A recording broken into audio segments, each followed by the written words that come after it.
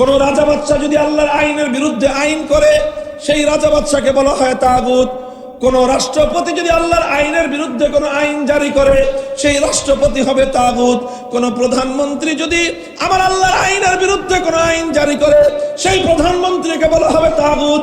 কোন মন্ত্রী পরিষদ যদি আল্লাহর আইনের বিরুদ্ধে কোন আইনের অনুমোদন দেয় সেই গোটা মন্ত্রী পরিষদকে বলা হবে তাগুত। কোন বিচারপতি কোন আদালত যদি আমার আল্লাহর আইনের বিরুদ্ধে কোন আইন জারি করে সেই আদালত এবং সেই বিচারপতিকে বলা হবে তাগুত। কোন আইন পরিষদ কোন সংসদ যদি আমার আল্লাহর আইনের বিরুদ্ধে কোন আইন পাস করে গোটা সংসদকে বলা হবে তাগুত।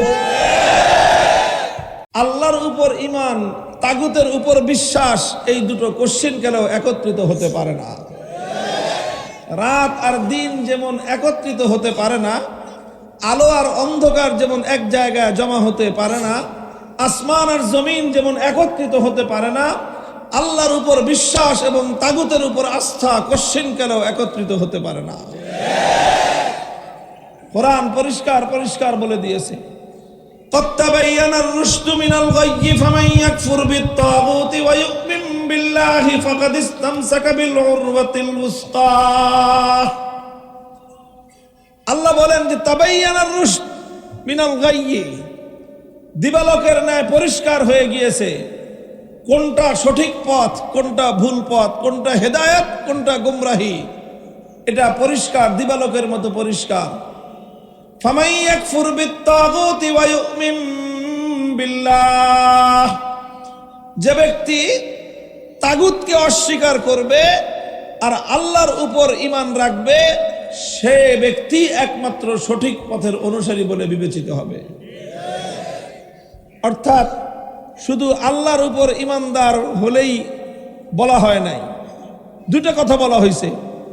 একদিকে আল্লাহর উপর বিশ্বাসী হইতে হবে, আরেক দিকে তাগুতের উপর অবিশ্বাসী হইতে হবে, তারপরে তুমি সঠিক পথের সন্ধান পাবা। অন্য আয়াতে আল্লাহ বলেছেন, আল্লাযীনা আমানু ইউকাতিলুনা ফী সাবিলিল্লাহ ওয়াল্লাযীনা কাফারু ইউকাতিলুনা ফী সাবিলিত তাগুত। যারা ঈমানদার তারা লড়াই করে আল্লাহর পথে, যারা বেঈমান তারা লড়াই করে তাগুতের পথে। তাহলে সবগুলো আয়াতের মর্ম একটাই, আল্লাহ এবং তাগুত একজনের সাথে, এক পক্ষের সাথে আরেক পক্ষের সম্পূর্ণরূপে কন্ট্রাডিকশন, পরিপূর্ণরূপে সংঘাত, আপোষের কোনো সুযোগ নাই, আপোষের কোনো সুযোগ নাই। আল্লাহ এবং তাগুত পরস্পর প্রতিদ্বন্দ্বী। তাগুত হলো আল্লাহর প্রতিদ্বন্দ্বী। যেরকম কোন একটা পদে যদি দুইজন প্রতিদ্বন্দ্বী নির্বাচনে দাঁড়ায়, তো একজন যেরকম আরেকজনের প্রতিপক্ষ থাকে, ঠিক ওরকম তাগুত হলো আল্লাহর প্রতিপক্ষ। এখন আপনারা অনেকে বলতে পারেন তাগুত জিনিসটা কি, তো বুঝলাম না, কথা ঠিক কিনা? হ্যাঁ, তাগুত বোঝানোর জন্যই তো শুরু করছি। কথার মূল আলোচনার পয়েন্টই তো আমার এটা, যে তাগুত কি জিনিস সেটা বোঝাবো আমি আপনাদেরকে। আলহামদুলিল্লাহ, কোরআনে পাকের অনেকগুলো আয়াত, আমি 3টা আয়াত তেলাওয়াত করলাম 3টা সূরা থেকে, এরকম আরো অনেকগুলো আয়াতের মধ্যে আল্লাহ পাক রব্বুল আলামিন তাগুত এই প্রসঙ্গটা আলোচনা করেছেন। শব্দটাও আমাদের সকলের জানা থাকা দরকার। কি বলতেছি বলেন তো, শব্দটা কি? তাগুত। এই শব্দ জানতে হবে, এগুলো থেকে বাঁচতে হবে। মা হুয়া তাগুত, তাগুত কি জিনিস, তাগুত অর্থ কি? কাদিমান ওয়া হাদিসান, সর্বযুগের মুফাসসিরিনগণ তাগুত শব্দের পরিচয় দিয়েছেন, সংজ্ঞা দিয়েছেন, ডেফিনিশন করেছেন তারা। এই সব আলোচনা যদি একত্রিত করা হয় তাহলে সার সংক্ষেপ, যেটা মূল কথা, যদি আমার ভাষায় আমি বলি তাহলে তাগুত হলো যদি কোনো গায়রুল্লাহকে আল্লাহর স্থানে বসানো হয় সেই গায়রুল্লাহকে বলা হয় তাগুত। গায়রুল্লাহ বুঝেন? গায়রুল্লাহ মানে কি? এত মানুষ ছোট্ট একটা প্রশ্ন করলাম, উত্তর দিলেন কয়েকজন। গায়রুল্লাহ মানে কি? গায়রুল্লাহ মানে হল আল্লাহ ছাড়া। গায়রুল্লাহ মানে কি? এক হলেন আল্লাহ একদিকে, আর আল্লাহ ছাড়া যা আছে বাকি সব কি? আসমান কি, জমিন কি, ইনসান কি, মানুষ জিন ফেরেশতা সব কি? নবী ওলি আউলিয়া গাউস কুতুব যা আছে সব কি? রাজা বাদশাহ প্রধানমন্ত্রী উজির নাজির সব কি? এক হলেন আল্লাহ। আল্লাহ ছাড়া যা আছে মহাবিশ্বের মধ্যে সব হলো গায়রুল্লাহ।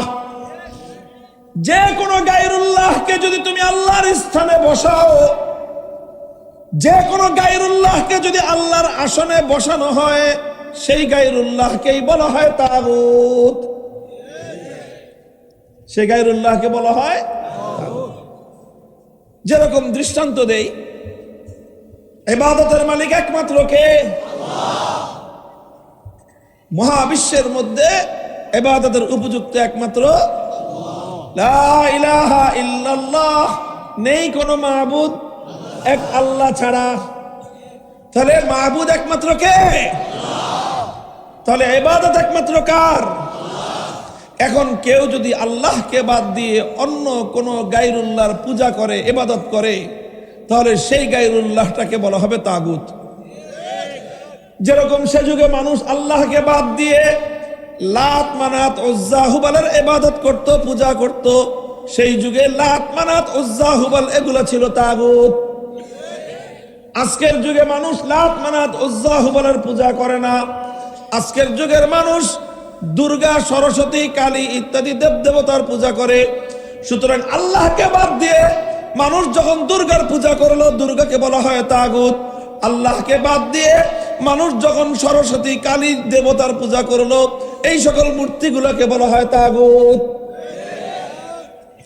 তাগুত হলো যে আল্লাহর আসনে যাকে বসানো হবে, যেটা আল্লাহর জন্যই নির্ধারিত, সেই জায়গায় যদি অন্য কাউকে শরীক করা হয়, অংশীদার করা হয়, সেটাকেই বলা হয় তাগুত।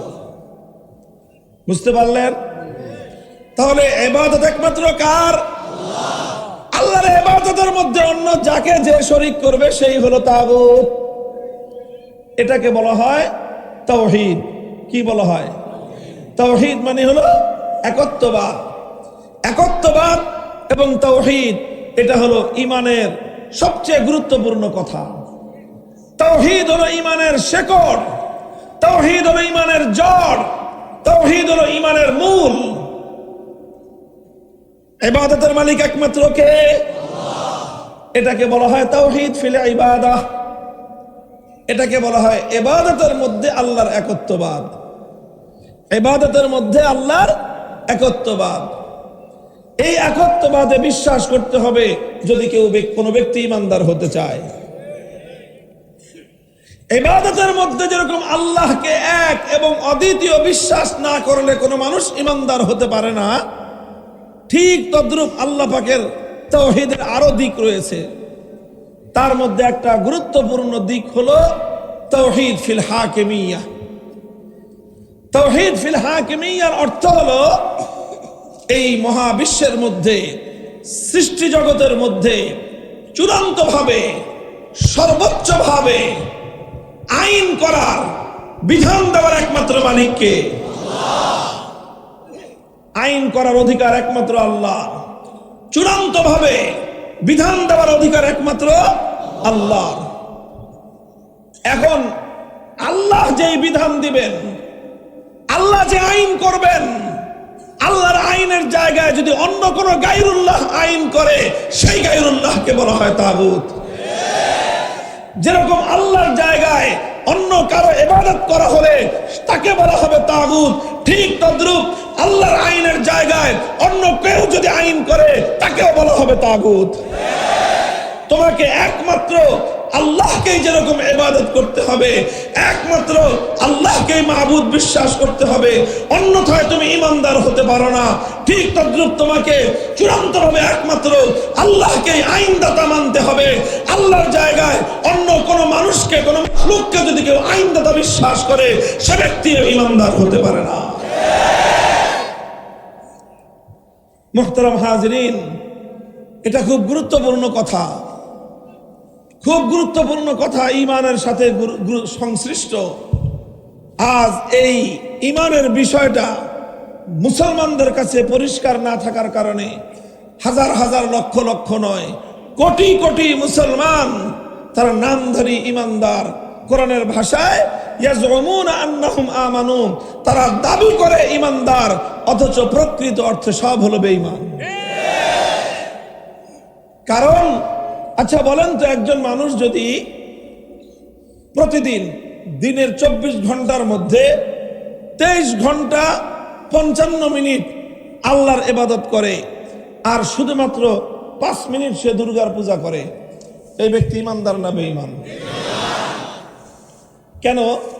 সে তো 23 ঘন্টা 55 মিনিট ইবাদত করলো কার? দুর্গার পূজা করছে মাত্র কয় মিনিট? আচ্ছা 5 মিনিটও না, আরো কম কম, 1 মিনিট। শুধু 1 মিনিট আল্লাহ পাকের, শুধু 1 মিনিট সে দুর্গার পূজা করলো। এইভাবে প্রতিদিন 1 মিনিট শুধু দুর্গার পূজা করে আর 23 ঘন্টা 59 সেকেন্ড আল্লাহর ইবাদত করে, ঈমানদার না বেঈমান? কারণ ইবাদতের মধ্যে এক আল্লাহর সঙ্গে এক মুহূর্তের জন্য অন্য কাউকে শরীক করলে ঈমান থাকে না। তো ভাই, ইবাদতের যেরকম ইবাদতের মধ্যে আল্লাহর একত্ববাদ মানতে হয়, ঠিক তদ্রূপ আইন করার ক্ষেত্রে, বিধান দেওয়ার ক্ষেত্রে আল্লাহর একত্ববাদকে না মানলে একজন মানুষ ঈমানদার থাকতে পারে না। আইনের ক্ষেত্রে আল্লাহকে বাদ দিয়ে অন্য কারো আইনকে যদি কেউ বিশ্বাস করে নেয়, সে ব্যক্তি ঈমানদার থাকতে পারে না। স্পষ্ট কথা, তাওহীদ ফিল ইবাদাহ যেরকম মানতে হয়, তাওহীদ ফিল হাকিমিয়্যাহ ঠিক একই ভাবে মানতে হয়। এখন কেউ প্রশ্ন করতে পারেন, তাহলে কি হুজুর মানুষ কোনো আইন করতে পারবে না? মানুষ কোনো আইন করতে পারবে না? এই প্রশ্নের জবাব হলো যে না, পারবে। মানুষ আইন করতে পারবে, তবে এক শর্তে। কয় শর্তে? কি শর্ত? মানুষ আইন করতে পারবে এই শর্তে যে মানুষের কোনো আইন আল্লাহর কোনো আইনের বাইরে যেতে পারবে না। আল্লাহর আইনের ভিতরে থেকে মানুষ আইন করতে পারবে, কিন্তু মানুষের কোনো আইন আল্লাহর কোনো আইনের বিরুদ্ধে যেতে পারবে না। মানুষের কোন আইন যদি আল্লাহর আইনের বিরুদ্ধে চলে যায়, সঙ্গে সঙ্গে মানুষের সেই আইন বাতিল বলে গণ্য হবে। এখন কোন মানুষ যদি আল্লাহর কোন আইনের বিরুদ্ধে আইন করে, সেই মানুষটাকেই বলা হয় তাগুত। কোন রাজা বাদশা যদি আল্লাহর আইনের বিরুদ্ধে আইন করে, সেই রাজা বাদশাকে বলা হয় তাগুত। কোন রাষ্ট্রপতি যদি আল্লাহর আইনের বিরুদ্ধে কোন আইন জারি করে, সেই রাষ্ট্রপতি হবে তাগুত।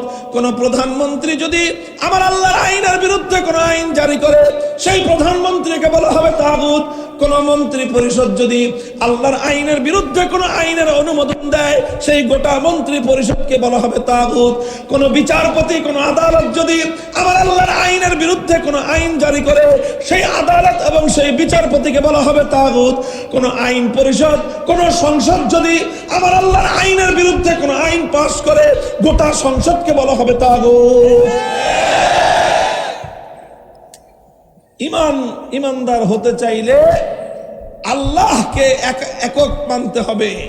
ঈমানদার হতে চাইলে আল্লাহর তাওহীদকে বিশ্বাস করতে হবে। শুধু ইবাদতের তাওহীদকে বিশ্বাস করলে ঈমানদার হওয়া যাবে না। ইবাদতের তাওহীদকে যেরকম বিশ্বাস করতে হবে, ঠিক তদ্রূপ আইনদাতা হিসেবে আমার আল্লাহ পাকের তাওহীদকে বিশ্বাস না করা পর্যন্ত একজন মানুষ কোশ্চিনকালেও ঈমানদার হতে পারে না। ভয়াবহ জিনিস বিষয়টা রে ভাই, বড় কঠিন বিষয়, কঠিন বিষয়।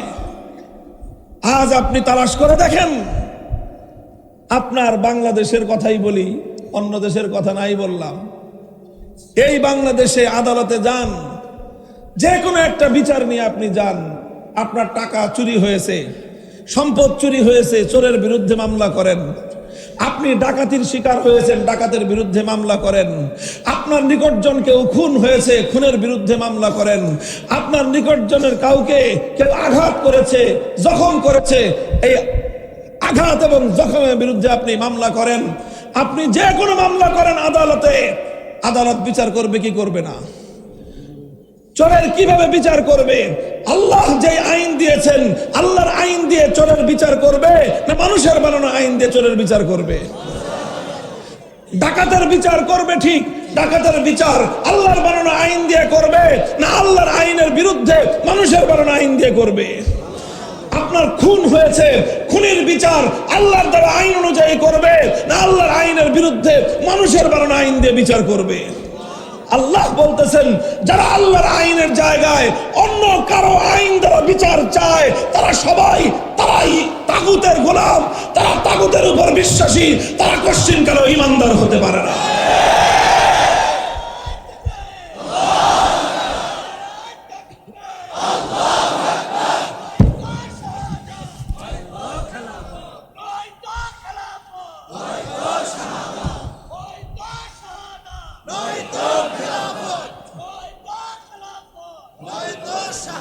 মুহতারাম হাজিরিন, বিষয়টা বড় জটিল একটা জায়গা।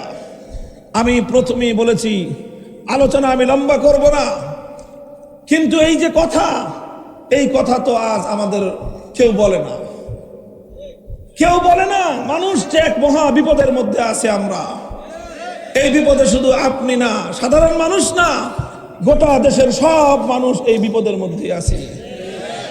গোটা দেশের মানুষ, হুজুর বলেন, সাধারণ মানুষ বলেন, আলেম বলেন, জালেম বলেন, সব এই মহা বিপদের শিকার আজকে আমরা।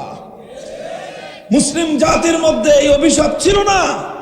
মুসলমানরা শত শত বছর পর্যন্ত এটা কল্পনাও করতে পারত না যে আল্লাহর আইনের পরিবর্তে মানুষ কোন আইন বানাতে পারে, মানুষ এত বড় গাদ্দার হতে পারে।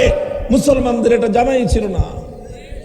সর্বপ্রথম মুসলিম বিশ্বের মধ্যে এই তাতারি সম্প্রদায়, তারা মুসলমানদের বিশাল এলাকা দখল করে সেই এলাকায় আল্লাহর আইনকে উৎখাত করে তাতারিদের নেতা চেঙ্গিস খানের বানানো আইন তারা জারি করে। সর্বপ্রথম এই কাজ করেছিল মঙ্গোলি তাতারিরা।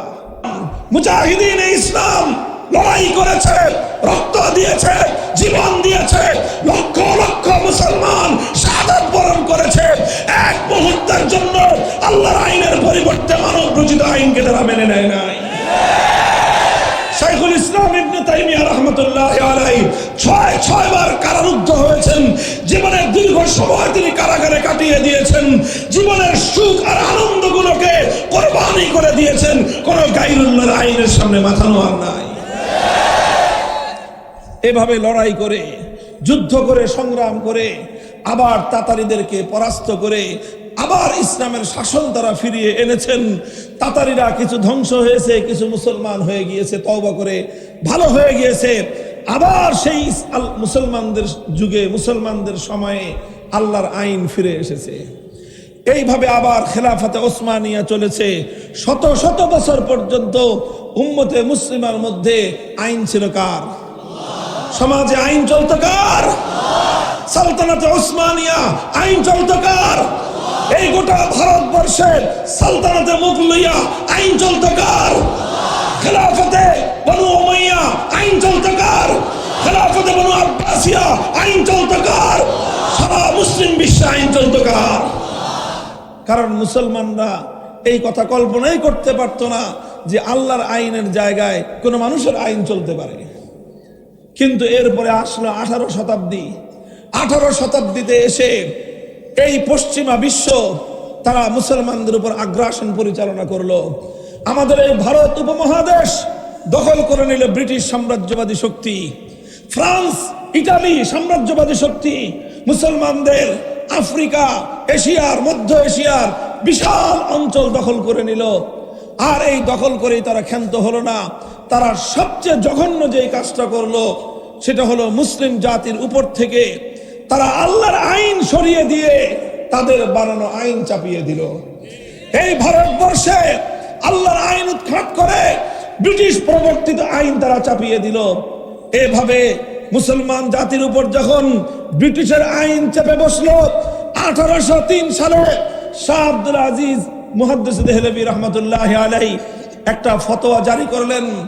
সেই ফতোয়ার সার কথা ছিল এই ভারতবর্ষে, এই ইন্ডিয়া, পাকিস্তান, বাংলাদেশ, গোটা একটা দেশ, একটা অঞ্চল ভারতবর্ষ বলা হতো। এই ভারতবর্ষে মুসলমানের সংখ্যা যতই থাকুক, মুসলমানরা যত নির্বিঘ্নে নামাজ, রোজা, হজ, যাকাত পালন করতে পারুক, মুসলমানদের জন্য ব্রিটিশরা নিরাপদে পবিত্র মক্কা মদিনায় গিয়ে হজ পালন করবার ব্যবস্থা করেছিল। যা কিছু করুক, মুসলমান সংখ্যায় যতই থাকুক, কিন্তু আইন যেহেতু আল্লাহর নয়, আইন ছিল ব্রিটিশের। এই জন্য তিনি ফতোয়া জারি করলেন, যে দেশে আল্লাহর আইন চলে সেই দেশটাকে বলা হয় ইসলামী দেশ, দারুল ইসলাম। আর যে দেশে আল্লাহর আইনের পরিবর্তে মানব রচিত কোনো আইন থাকে, সেই দেশে মুসলমান যত সংখ্যায় থাকুক, মুসলমান মেজরিটি, মাইনরিটি যাই থাকুক না কেন, আইন যদি হয় গায়রুল্লাহর, সে দেশকে দারুল ইসলাম বলা হয় না, সেই দেশকে বলা হয় শত্রু কবলিত দারুল হরব। আর ওই দারুল হরবকে আবার মানুষের আইন উৎখাত করে, গায়রুল্লাহর আইন উৎখাত করে আল্লাহর আইন ফিরিয়ে আনার জন্য জিহাদ করা প্রত্যেক মুসলমানের জন্য ফরজে আইন।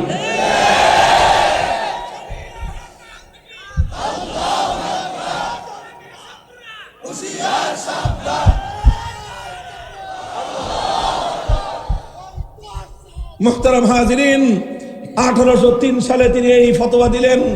তার এই ফতোয়ার আলোকে উলামায়ে কেরাম ডাক দিলেন।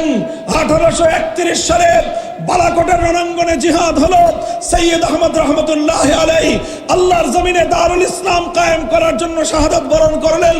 1857 সালে শামিলির রণাঙ্গনে জিহাদ হলো। হাজী আমদাদুল্লাহ মুহাজির মক্কি রহমতুল্লাহ আলাইহি জিহাদের ডাক দিলেন। হাফেজ জামিন রহমতুল্লাহ আলাইহি শহীদ হলেন। হাজার হাজার নয়, লক্ষ লক্ষ মুসলমান ফাঁসি কাষ্টে ঝুললেন। বিধবা হলো আলেমদের স্ত্রীরা, ইতিম হলো আলেমদের সন্তানেরা, কল খালি হলো আলেমদের মায়েদের। মুসলমানদের ঘরে ঘরে শোকের মাতম শুরু হলো। লক্ষ লক্ষ মুসলমান বুকের তাজা রক্ত ঢেলে দিলেন, কিন্তু আল্লাহর আইনের বিরুদ্ধে কোন গায়রুল্লাহর আইন এক মুহূর্তের জন্য বরদাস্ত করে নেন না। এরপরে 1866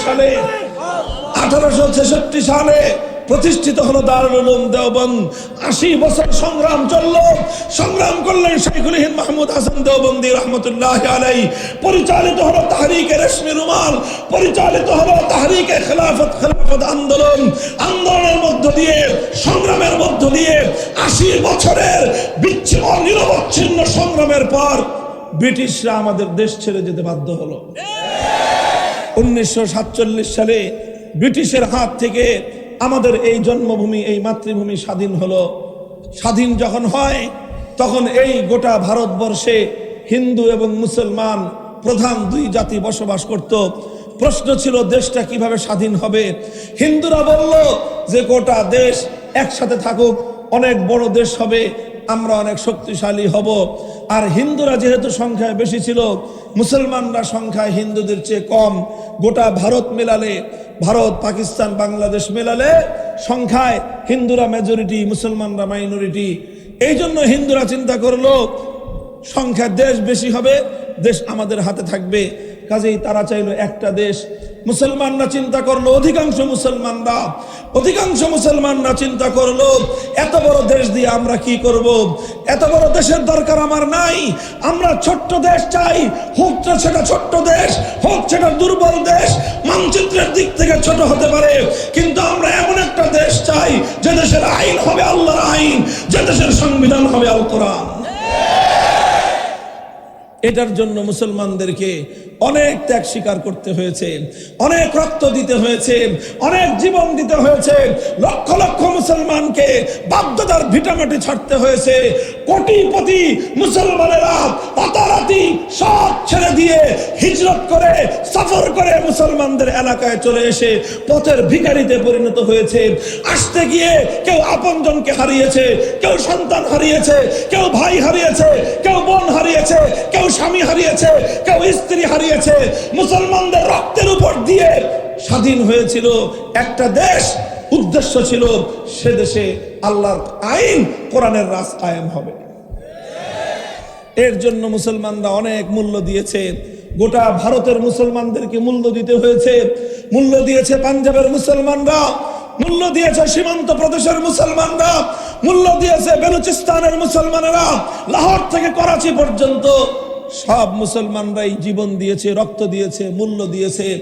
তবে আশ্চর্যের বিষয়, গৌরবের বিষয় আমাদের জন্য, গোটা ভারতবর্ষের ইসলামী হুকুমত কায়েমের জন্য, আল কোরআনের শাসন ব্যবস্থা কায়েম করার জন্য যেই জাতি সবচেয়ে বেশি ত্যাগ কোরবানি স্বীকার করেছে সেই জাতি হলো বাংলাদেশের মুসলমান।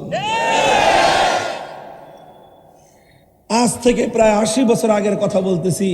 সেই সময় আমার এই বাংলাদেশের মুসলমানরা সবচেয়ে বেশি ত্যাগ আর কোরবানি স্বীকার করেছে। বাড়ির কাছের কলকাতাকে লাথি মেরেছে, বাংলাদেশের চতুর্পাশে ঘেরা এই হিন্দুয়ানি ভারত, এই ভারতকে তারা তালাক দিয়েছে। দিল্লিকে 14 তালাক দিয়ে দিল্লির সঙ্গে, ভারতের সঙ্গে সম্পর্ক ছিন্ন করে সেই 2000 মাইল দূরের খান পাঠানদের সঙ্গে হাতে হাত মিলিয়েছে। উদ্দেশ্য আর কিছুই ছিল না, স্বপ্ন ছিল একটাই, হৃদয় আকাঙ্ক্ষা ছিল একটাই, আরজু আর তামান্না ছিল একটাই, আইন চলবে কার? সংবিধান হবে আল কোরআন, কোরআনের রাজ কায়েম হবে। শুধু একটা স্বপ্ন নিয়ে তারা সেই পশ্চিম পাকিস্তানিদের সঙ্গে একসঙ্গে একটা দেশ গঠন করেছিল। মুহতারাম হাজিরিন, ইতিহাস বলতেছি, সেখানে পাকিস্তানের প্রতি আলাদা কোনো প্রীত ছিল না, খান পাঠানদের প্রতি আমাদের আলাদা কোনো দুর্বলতা ছিল না। আমাদের পূর্বপুরুষদের, আমাদের বাপ দাদাদের একটাই প্রেম ছিল, একটাই ভালোবাসা ছিল, হৃদয় একটাই আকাঙ্ক্ষা ছিল যে আমরা ছোট দেশ পেতে পারি, ছোট মানচিত্র পেতে পারি, আমরা গরিব থাকতে পারি, 3 বেলা না খেয়ে হয়তো 1 বেলা খেতে হবে, প্রয়োজনে আমরা পেটে পাথর বাঁধবো, কিন্তু আমরা এমন একটা দেশ চাই, দেশে যে দেশে আইন চলবে কার?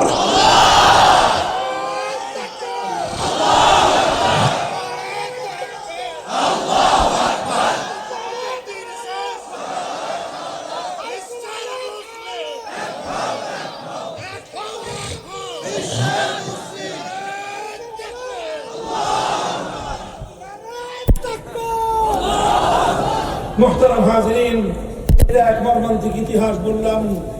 এরপরে যেই দেশটা হলো সেই দেশটার নাম ছিল পাকিস্তান। পাকিস্তানের শাসক হলো ওই পশ্চিম পাকিস্তানি গাদ্দারের গোষ্ঠী। ওরা যখন শাসক হলো, শাসক হয়ে আর তো এখন আর আল্লাহর আইনের কথা ওরা ভুলে গেছে, এখন কোরআনী শাসনের কথা ভুলে গেছে। ক্ষমতার মস্তদে বসে ওরা ক্ষমতার মজা উঠতে আরম্ভ করলো। আলেম ওলামারা বললেন, কি ব্যাপার? কথা তো ছিল আইন চলবে কার? কথা তো ছিল সংবিধান হবে কোরআন। আপনারা এখন কোরআনী শাসন দেন। পশ্চিম পাকিস্তানি শাসক গোষ্ঠী হুজুরদেরকে বললো যে, হুজুর, আমাদের এই রাষ্ট্রটা এখনো শিশু রাষ্ট্র, তো এই শিশু রাষ্ট্র ইসলামী শাসনের মতো ইসলামী আইন একটু কঠিন, এত কঠিন আইন এই শিশু রাষ্ট্র সহ্য করতে পারবে না। শিশু রাষ্ট্রটারে কিছুদিন ব্রিটিশ আইন খাওয়ায় দাওয়ায় একটু বড় করি, একটু বড় করলে পরে এটা ভাত ডাল খেতে সবকিছু খেতে পারবে। আচ্ছা, গেল 5 বছর। 5 বছর পরে হুজুরা জিজ্ঞাসা করলো, আপনার শিশু বড় হয়েছে? শাসকরা কয় যে না, এটা এখনো শিশু বড় হয় নাই, আরো কিছুদিন লাগবে। 10 বছর পরে জিজ্ঞাসা করলো, বড় হয়েছে? কয় না। 15 বছর পরে জিজ্ঞাসা করে, তোমার শিশু বড় হয়েছে? কয় না, এখনো বড় হয় নাই। 20 বছর পরে জিজ্ঞাসা করলো, তোর বুইরা খাটাস এই পোলা বড় হবে কবে? 20 বছর হয়ে গেছে, এখনো তোর এই বুইরা খাটাস পোলা বড় হয় না। আমার আব্বাজান শাইখুল হাদিস আল্লামা আজিজুল হক রহমতুল্লাহ আলাইহি বড় কষ্ট নিয়ে, হৃদয়ে রক্তক্ষরণ নিয়ে, আফসোস করে এই কৌতুকটা তিনি করতেন আর বলতেন, 24 বছর হয়ে গেল পাকিস্তানের, এখনো বলে শিশু। তো 24 বছরেও যেই পোলা সাবালক হয় না, এই পোলা 90 বছরও আর সাবালক হবে না। বলেন, 24 বছরে কেউ যদি কয় যে আমার পোলাটা এখনো শিশু, কি করবেন আপনি? কোন আরে ভাই, 24 বছরে কেউ শিশু থাকে? 24 বছরের সন্তান তো তাগড়া যুবক হবে, আবু সাঈদের মতো। জালিমের বিরুদ্ধে, মুসলিমের জন্য জালিমের বুলেটের আঘাতের সামনে বুক পেতে দিবে। 24 বছরের যুবক তো সমস্ত জুলুমকে উদ্ধার করার জন্য লড়াই করবে। 24 বছরের যুবক তো অন্যায়ের উৎখাতের জন্য যুদ্ধ করবে। এই তো হলো যুবক।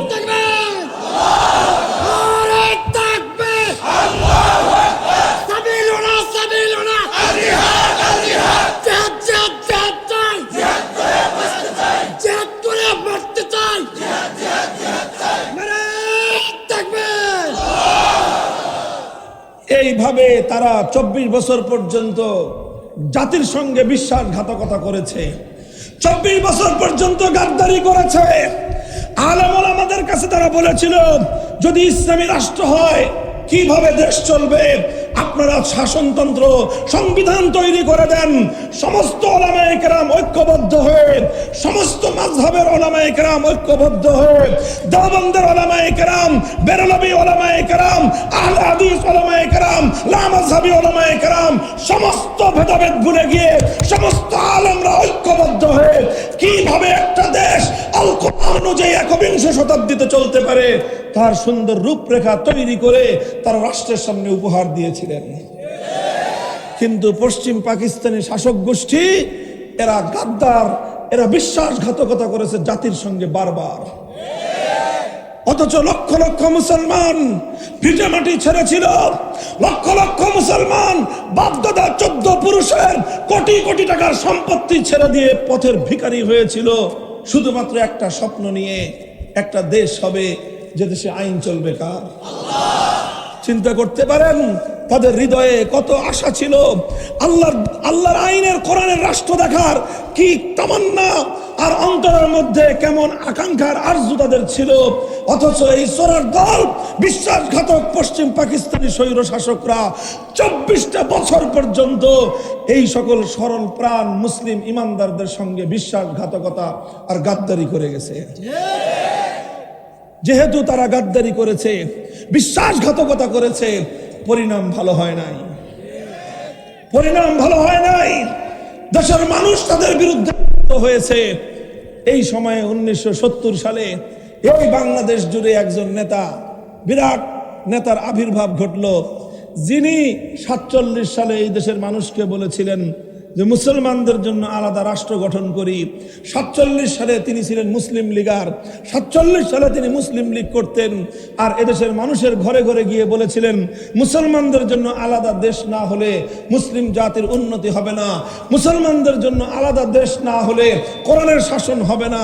সেই নেতার নাম হলো শেখ মুজিবুর রহমান। এরপরে আস্তে আস্তে তিনি পরিবর্তন হয়ে গেলেন। পরিবর্তন হইতে হইতে হইতে হইতে এরপরে আবার তিনি একটা ভালো কথা বললেন। 1970 সালে তিনি তার জীবনের সবচেয়ে মহৎ, সবচেয়ে নেক, সবচেয়ে সত্য এবং সবচেয়ে কল্যাণকর কথাটা তিনি জাতির সামনে বললেন। তিনি বললেন 70 সালের নির্বাচনের আগে আপনারা আমার নৌকা মার্কায় ভোট দেন, ভোট দিলে কি করবেন? তিনি জাতির সঙ্গে ওয়াদা করলেন, আমরা পাশ করতে পারলে, আমরা সরকারে যেতে পারলে কোরআন সুন্নাহ বিরোধী কোনো আইন করব না। 1970 সালে আওয়ামী লীগের নির্বাচনী ইশতেহার ছিল। এটা 1970 সালে শেখ মুজিবুর রহমান সাহেবের নির্বাচনী অঙ্গীকার ছিল জাতির সাথে। এটা আমার বানানো কথা নয়, এটা বাংলাদেশের স্বাধীনতার দলিলে আজও সংরক্ষিত আছে। আমার এই কথা যদি কেউ ভুল প্রমাণ করতে পারে, লাখো জনতার এই মজলিসে আমি ওয়াদা করতেছি আর কোনোদিন মাইকের সামনে কথা বলবো না। এরপরে কি হলো? মানুষ তারে ভোট মারলো, সিল মারলো, এমন সিল মারা বাক্স উপজায় বলল। গোটা পাকিস্তানের মধ্যে তিনি নিরঙ্কুশ সংখ্যাগরিষ্ঠতা পেয়ে গেলেন তারা। কিন্তু পশ্চিম পাকিস্তানি স্বৈরাচারী গোষ্ঠী তাদেরকে ক্ষমতা না দিয়ে 71 সালের 25শে মার্চ রাতের অন্ধকারে বাংলাদেশের মানুষের উপর তারা বর্বর নির্মম হত্যাযজ্ঞ পরিচালনা করলো। ফলশ্রুতিতে 26শে মার্চ কালুরঘাট থেকে বাংলাদেশের স্বাধীনতার ঘোষণা দেওয়া হলো। 9 মাস মুক্তিযুদ্ধ চললো। 16ই ডিসেম্বর 71 সালের বাংলাদেশ মুক্ত হলো, স্বাধীন হলো।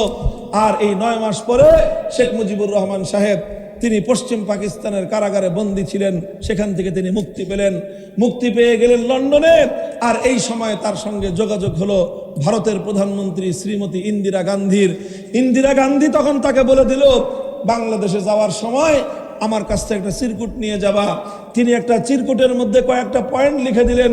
সেই পয়েন্টের মূল কথা হলো এই, তুমি বাংলাদেশে যাও, এমন একটা সংবিধান দিবা যেই সংবিধানটা হবে ভারতের দালালির সংবিধান, যেই সংবিধানের মূলনীতি হবে ভারতের সংবিধানের মূলনীতি। ভারতীয় সংবিধানের মৌল 4 নীতি: জাতীয়তাবাদ, ধর্মনিরপেক্ষতাবাদ, গণতন্ত্র এবং সমাজতন্ত্রের 4 মূলনীতিকে ভিত্তি করে সেই শ্রীমতী ইন্দিরা গান্ধীর নির্দেশে শেখ মুজিবুর রহমান সাহেব 72 সালে এসে বাংলাদেশের মুসলমানদেরকে একটা সংবিধান দিলেন। আর ওই সংবিধানের আলোকে আল্লাহর কোরআনের আইন বাস্তবায়ন হবে তো দূরের কথা, আল্লাহর কোরআনের আইন বাস্তবায়ন করবার পথ চিরতরে তিনি বন্ধ করে দিলেন।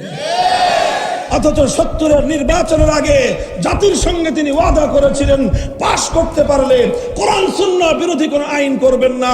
72 সালের সংবিধান তৈরি করে তিনি আইন করলেন, এ দেশে ইসলাম কায়েম করবার জন্য কোন রাজনৈতিক দল গঠন করা যাবে না। তিনি ইসলামকে নিষিদ্ধ করলেন। আর এইভাবে ইসলামকে নিষিদ্ধ করবার মাধ্যমে 70 সালের নির্বাচনের আগে যেই সৎ এবং ভালো কাজটা করেছিলেন, 100 বার পল্টি দিয়ে গোটা জাতির সঙ্গে তিনি চরম গাদ্দারি আর বিশ্বাসঘাতকতা করলেন।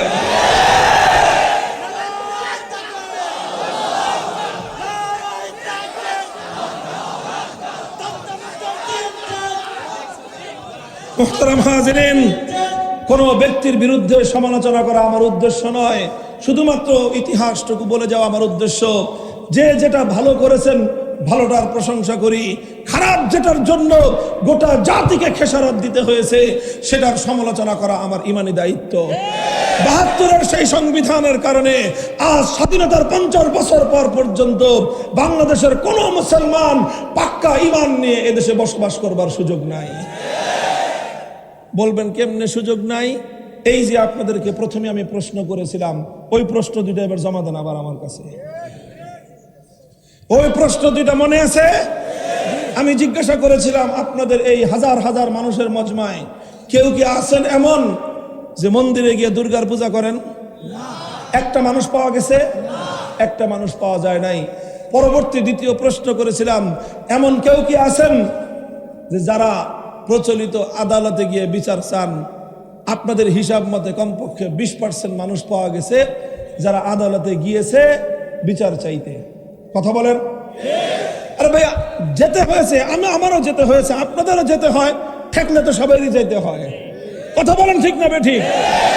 আপনাকে কেউ হামলা করেছে, আপনি সেই জুলুম থেকে বাঁচতে চান, আদালতে না গিয়ে উপায় নাই। আপনার সম্পদ কেউ চুরি করে নিয়েছে, আদালতে না গিয়ে উপায় নাই। ডাকাত হামলা করেছে, আদালতে না গিয়ে উপায় নাই। আপনার আপনজন হত্যাকাণ্ডের শিকার হয়েছে, আদালতে না গিয়ে উপায় নাই। কেউ ধর্ষণের শিকার হয়েছে, নির্যাতিত হয়েছে, রেপিস্টের দ্বারা তার ইজ্জত লুণ্ঠিত হয়েছে, আদালতে না গিয়ে উপায় নাই। কাউকে আহত ক্ষতবিক্ষত করা হয়েছে, আদালতে না গিয়ে উপায় নাই। এবার বলেন, আদালতে যে যাই আমরা গেলাম, সেখানে আল্লাহর আইন অনুযায়ী বিচার হয় না, কোরআনের আইন অনুযায়ী বিচার হয়। অথচ এই সকল অপরাধ বন্ধ করার জন্য আল্লাহ কোরআনের মধ্যে আইন দিয়েছেন কি দেন নাই? চিৎকার করে বলেন, আল্লাহ আইন দেন কি দেন নাই? তাহলে আল্লাহর আইন বাদ দিয়ে মানুষের বানানো আইন যারা দিল, কোরআন বলতেছে তারা হলো সব তাগুত। আর যারা আল্লাহর জায়গায় তাগুতকে বিশ্বাস করে, আল্লাহর পরিবর্তে যারা তাগুতের অনুসরণ করে, তারা হলো মুশরিক। সেই হিসাবে যারা যারা আল্লাহর আইনের পরিবর্তে গায়রুল্লাহর আইন অনুযায়ী বিচার চাইতে গেল, তাদের বিষয়টা বড় জটিল। এখন বলবেন, হুজুর আমরা তো বাধ্য হয়ে গেছি। আমি কই, এই তো শুধু বাধ্য হয়ে গেছেন বলে তো ইমানটুকু আছে। বাধ্য হয়ে গেছেন বলে কি আছে? আর বাধ্য না হয়ে যদি যাইতেন, ইমানটুকুও যাইত। স্পষ্ট ফতোয়া হলো এই, শুনেন ফতোয়া, স্পষ্ট ফতোয়া হলো এই, কোন ব্যক্তি যদি একান্ত বাধ্য না হয়ে আল্লাহর কোরআন বিরোধী কোন আইনের কাছে যদি কেউ বিচার চাইতে যায়, বাধ্য না হয়ে যদি কেউ বিচার চাইতে যায়, তার ঈমান থাকবে না। আর কেউ যদি বাধ্য হয়ে যায়, ঈমানটা থাকবে, তবে ঈমানের অনেক 12টা বেজে যাবে। ঈমান থাকবে কিন্তু ঈমানের ক্ষতি হয়ে যাবে। আজ বাংলাদেশের এই ব্যবস্থার কারণে, রাষ্ট্রীয় এই ব্যবস্থার কারণে, কোরআন বিরোধী এই কুফরি সংবিধানের কারণে আমরা 18 কোটি মুসলমান আমরা ইমানের খতরা নিয়ে আসি। এইভাবে এই দেশে থাকার কারণে পরিপূর্ণ ইমান নিয়ে বাস করার সুযোগ নাই, কারো পক্ষে সুযোগ নাই। শুধু সাধারণ মানুষের জন্য না, আলেম ওলামাদের জন্য কঠিন। এই যে বর্তমান অন্তর্বর্তীকালীন সরকারের মধ্যে একজন বড় আলেম আছেন, জানেন?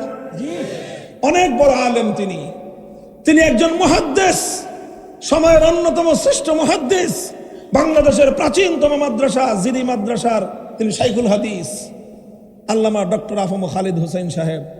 এত বড় আলেম, তিনি আমাদের ওস্তাদ। অথচ তিনিও যখন মন্ত্রী পরিষদের শপথ নিয়েছেন, তাকে প্রচলিত কুফরি আইন অনুযায়ী তাকেও মরা মানুষের বেদির উপর ফুল দিতে হয়েছে। মরা মানুষের জন্য নির্মিত বেদিতে ফুল দেওয়া স্পষ্ট হারাম, কিন্তু এই হারাম কাজটা তাকেও করতে হয়েছে। কেন? কারণ তিনি এই রাষ্ট্রের সংবিধানের আওতায় আছেন, না করে উপায় নাই। আমরা প্রতিনিয়ত এরকম অসংখ্য আইন আমাদেরকে মানতে হয়।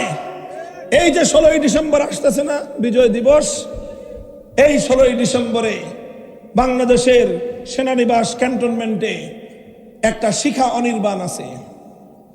শিখা অনির্বাণ, এই আগুন জ্বলছে যে 71 সালে আগুন আর নিবে না, জ্বলছে তো জ্বলছেই, কিয়ামত পর্যন্ত জ্বলবে, এরপরে ডাইরেক্ট জাহান্নামের সঙ্গে কানেকশন হয়ে যাবে। এরপরে আবার 96 সালে ক্ষমতায় এসে আওয়ামী লীগ আরেকটা জাহান্নামের আগুন বসাইছিল, শিখা চিরন্তন। ওটার অবশ্য পরবর্তীতে পাবলিক মিথ্যা ভাষায় দিছে। তবে শিখা অনির্বাণটা যেহেতু ক্যান্টনমেন্টের মধ্যে, ওটার তো কেউ কিছু করার ক্ষমতা নাই। এই শিখা অনির্বাণের সামনে, এই আগুনের সামনে প্রত্যেকটা রাষ্ট্রীয় অনুষ্ঠানের সময় সেখানে গিয়ে মুসলমান সেনা সৈনিকরা, মুসলমান বড় বড় আর্মি অফিসারদেরকে স্যালুট দিতে হয়।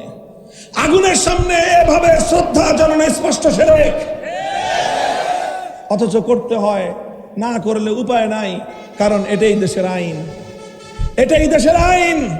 আমি আপনাদেরকে কি কথাটা বোঝাচ্ছি, বোঝার চেষ্টা করেন। এই আইনের অধীনে থাকার কারণে, এই কুফরি সংবিধানের অধীনে থাকার কারণে, ইচ্ছায় হোক অনিচ্ছায় হোক, খুশিতে হোক বেজারে হোক, বাধ্য হয়ে হলেও আমাদেরকে অসংখ্য অগণিত ইসলাম বিরোধী কার্যকলাপ করতে হচ্ছে। একজন মুসলমানের জন্য এর চেয়ে কষ্টের আর কি কারণ হতে পারে বলেন? এর চেয়ে দুঃখজনক একজন মুসলমানের জন্য আর কি কথা থাকতে পারে? অথচ আমার পূর্বপুরুষরা, আমাদের বাপ-দাদারা রক্ত দিয়েছিল এই দেশ দেখার জন্য নয়, বাপ-দাদার ভিটে মাটি ছেড়েছিল কুফরি আইন অনুযায়ী দেশ শাসিত হওয়ার জন্য নয়। জীবন দিয়েছিল হাজী শরীয়তুল্লাহরা, নেসার আলী তিতুমীর রহমতুল্লাহ আলাইহি বাঁশের কেল্লা করে লড়াই করেছিলেন কুফরি সংবিধান দেখবার জন্য নয়। তাদের স্বপ্ন ছিল আর কিছু হোক বা না হোক, এমন একটা দেশ হবে যে দেশে আইন চলবে কার?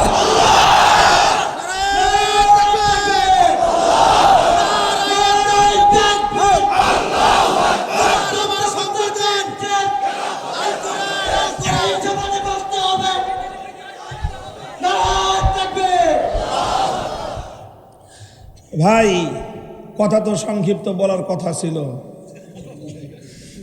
কিন্তু কমুখী সমস্যা তো আমারও আছে। এইসব কথাগুলি বলতে গেলে কথা থামে না ভাই। আনন্দে না, আনন্দে না, হৃদয়ে কষ্ট, রক্তক্ষরণ, হৃদয়ে রক্তক্ষরণ। হাজী শরীয়তুল্লাহ ফরায়েজি আন্দোলন করেছিলেন কেন? কারণ এদেশের মানুষ নাকি ফরজ বিধান পালন করতে পারে না, এই জন্য। আর সেই দেশে আজ এমন আইন, এই আইন অনুযায়ী কোন একটা মানুষ ইমানদার পরিপূর্ণ ইমান নিয়ে দেশে বসবাস করবার সুযোগ নাই। দেখেন, বাংলাদেশে এই সংবিধানের কারণে একটা সংগঠন ছিল আমাদের আলেম ওলামাদের গড়া সংগঠন, শাইখুল হাদিস আল্লামা আজিজুল হক রহমতুল্লাহ আলাইহি, মরহুম পীর সাহেব চরমনায় সৈয়দ ফজলুল করিম রহমতুল্লাহ আলাইহি, হযরত মাওলানা আব্দুল গফফার সাহেব রহমতুল্লাহ আলাইহি, হযরত মাওলানা আব্দুল জব্বার পীর সাহেব বাইতুল শরফ রহমতুল্লাহ আলাইহি, হযরত মাওলানা দেলাওয়ার হোসেন সাইদি রহমতুল্লাহ আলাইহি, এই সব বড় বড় আলেম ওলামারা মিলে একটা সংগঠন করেছিলেন, নাম দিয়েছিলেন ইসলামী শাসনতন্ত্র আন্দোলন। অর্থাৎ এই দেশের শাসনতন্ত্র হবে ইসলাম।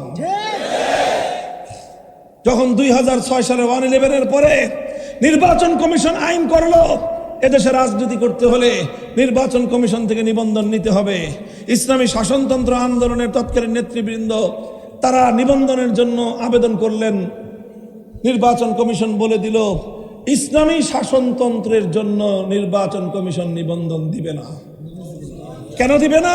কয় এই দেশটা হলো কুফরি শাসনতন্ত্র মতো চলে, সুতরাং এদেশের কুফরি সংবিধানের আলোকে আপনি ইসলামী শাসনতন্ত্র নাম নিয়ে অনুমোদন পাবেন না। শেষ পর্যন্ত তাদেরকে এই শাসনতন্ত্র শব্দ বাদ দিতে হয়েছে। হ্যাঁ মুসলমান, কোন দেশে থাকো, এই দেশ, এই দেশের সরকার, এই দেশের রাষ্ট্র, এদেশের আইন, এদেশের সংবিধান তোমাকে বলে তুমি আব্রাহাম লিঙ্কনের শাসনতন্ত্র বাস্তবায়নের জন্য রাজনীতি করতে পারবা, কার্ল মার্কস, মাও সেতুং, লেনিনদের আদর্শ বাস্তবায়ন করার জন্য রাজনীতি করতে পারবা, ইসলামী শাসনতন্ত্র প্রতিষ্ঠার জন্য রাজনীতি তুমি করতে পারবা না। কচু গাছে গিয়ে গলায় দড়ি দেন। এরপরে বাংলাদেশ জামাতে ইসলামী আরেকটা দল, নাম শুনেছেন ভাই? তাদের সাথে ওলামায়ে কেরামের অনেক মত পার্থক্য আছে, সেটা ভিন্ন কথা। 71 সালে তাদের ভূমিকা নিয়ে কারো কারো প্রশ্ন আছে, সেটা আরেক কথা। কিন্তু এই বাংলাদেশ জামাতে ইসলামীকে হাইকোর্ট, সর্বোচ্চ আদালত বাংলাদেশ জামাতে ইসলামের নিবন্ধন বাতিলের নির্দেশ দিয়েছিল। কেন? কেন? মুক্তিযুদ্ধের কারণে? আলেম ওলামাদের সঙ্গে বিরোধ, মত পার্থক্য আছে এই কারণে? একটা কারণে, সেই কারণ হলো জামাতে ইসলামের সংবিধানে আল্লাহর সার্বভৌমত্বের কথা বলা হয়েছে। অর্থাৎ তারা সংবিধানে একটা কথা আছে যে আইন চলবে একমাত্র কার? এই কথাটা কেন বলল? বাংলাদেশের সংবিধান এটাকে অ্যাকসেপ্ট করে না। অর্থাৎ বাংলাদেশের সংবিধান অ্যাকসেপ্ট করে কুফরি আইন চলবে, আল্লাহর আইন চলবে, এই কথা বললে এদেশের নির্বাচন কমিশন, এদেশের সংবিধানের আলোকে আদালত আপনাকে রাজনীতি করবার অধিকার দিবে না। এই হলো আমার দেশ, আর এই হলো আমার দেশের অবস্থা। বলবেন হুজুর এখন করতে কি চান? করতে আর কি চাই? ঈমান নিয়ে থাকতে চান? ঈমান নিয়ে বাঁচতে চান? অর্ধেক ঈমান না পূর্ণ ঈমান? এখন আমরা যে অবস্থায় আছি, পূর্ণ ঈমান নিয়ে দেশে থাকার কোনো সুযোগ নাই।